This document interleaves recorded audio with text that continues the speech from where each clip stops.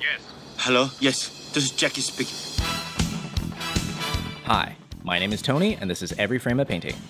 Some filmmakers can do action, others can do comedy, but for 40 years, the master of combining them has been Jackie Chan. These days, there's a lot of movies that combine funny scenes with fight scenes. But even when the movie's good, the comedy and action seem to be two different directors and two different styles. And that's why Jackie's so interesting. In his style, action is comedy, and his work shows that the same filmmaking principles apply, whether you're trying to be funny or kick ass. So let's dive in. If you'd like to see the names of the films as I'm talking, press the CC button below. Ready? Let's go. So, how does Jackie create action that is also funny?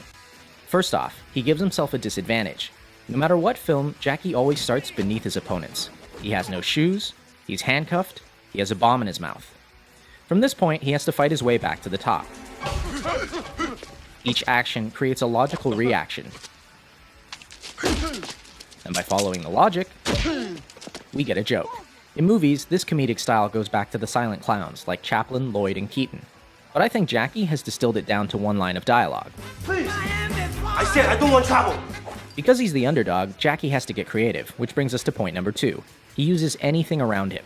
This is the most famous aspect of his style. Take something familiar, do something unfamiliar. I've seen him fight with chairs, dresses, chopsticks, keyboards, Legos, refrigerators, and of course,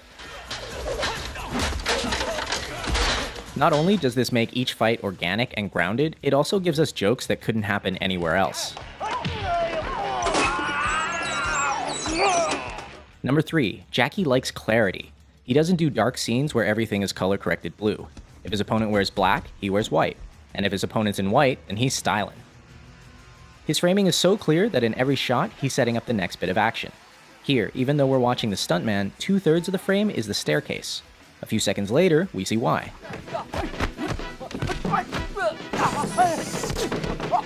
He keeps things clear by rarely using handheld or dolly moves. Like an American movie, you can see there's a lot of movement. When the camera angle movement, that means the actor, they don't know how to fight. In slow motion, you can see how the camera operator swings around to make the hits seem more violent. But since Jackie can fight,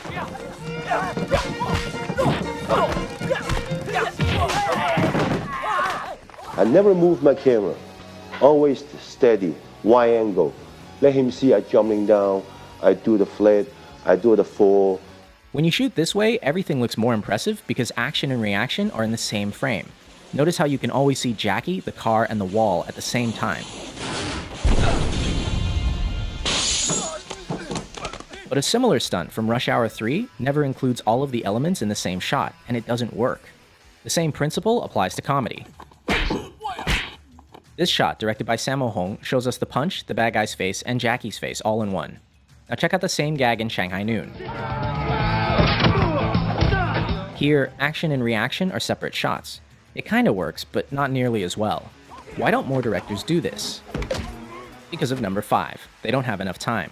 Jackie is a perfectionist, willing to do as many takes as necessary to get it right. And in Hong Kong, he's supported by the studio, which gives him months to shoot a fight.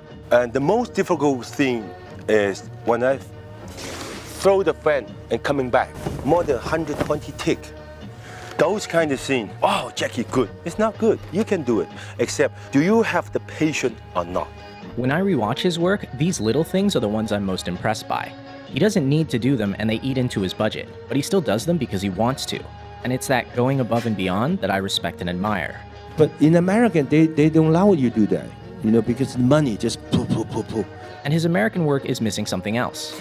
And there's a rhythm also into the way that the shots are performed and also the way they're edited. And Jackie said something very interesting that, that the audience don't know the rhythm's there until it's not there. Jackie's fight scenes have a distinct musical rhythm, a timing he works out on set with the performers. Ready, action. Stay where you are. Stay where you are. Don't chase me. Boom, boom. Then, boom. See? Everybody looks good.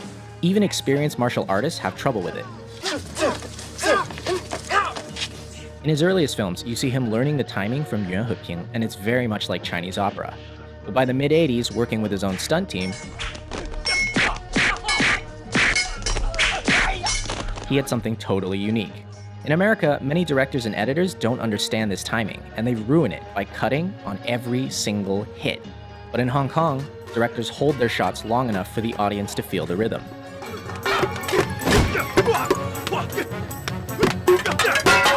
The most important part is editing. And most of the directors, they don't know how to editing. Even the stunt coordinator, they don't know how to editing. Hong Kong directors like Jackie and Sammo cut a particular way. In the first shot, you hit your opponent in the wide. In the second shot, you get a nice close-up. But when you cut the shots together, you don't match continuity. At the end of shot 1, the elbow is here. At the beginning of shot 2, it's all the way back here. These 3 frames are for the audience's eyes to register the new shot, and they make all the difference. I'm start from here, here. But 2 shots combined, this is zone. That's power. In other words, show it twice, and the audience's mind will make it one hit that's stronger. By contrast, modern American editing doesn't show the hit at all. At the end of shot 1, the leg is here. At the beginning of shot 2, it's in the same place, going backwards. But because they cut at the exact frame of the hit, it doesn't feel like a hit. A lot of people think this is because of the PG-13 rating, but even R-rated films do this now. It looks like a bunch of people flailing around, instead of a bunch of people getting hurt.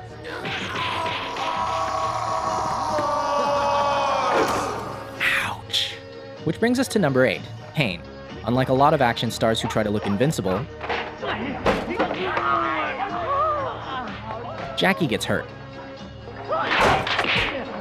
A lot. Half the fun of his work is that not only are the stunts impressive,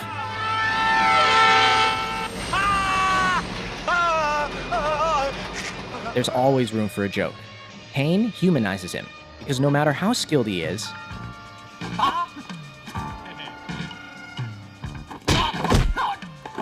he still gets smacked in the face. In fact, Jackie's face may actually be his greatest asset. Many times, the look he gives is all it takes to sell a joke, like when he does an entire fight holding a chicken. Or dressed as Chun-Li.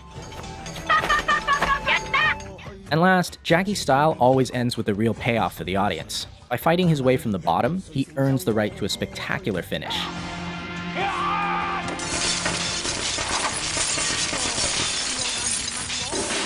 He doesn't win because he's a better fighter, he wins because he doesn't give up.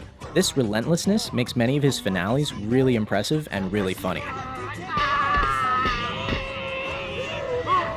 And it's in direct contrast to a lot of his American work, where bad guys are defeated because someone shoots them.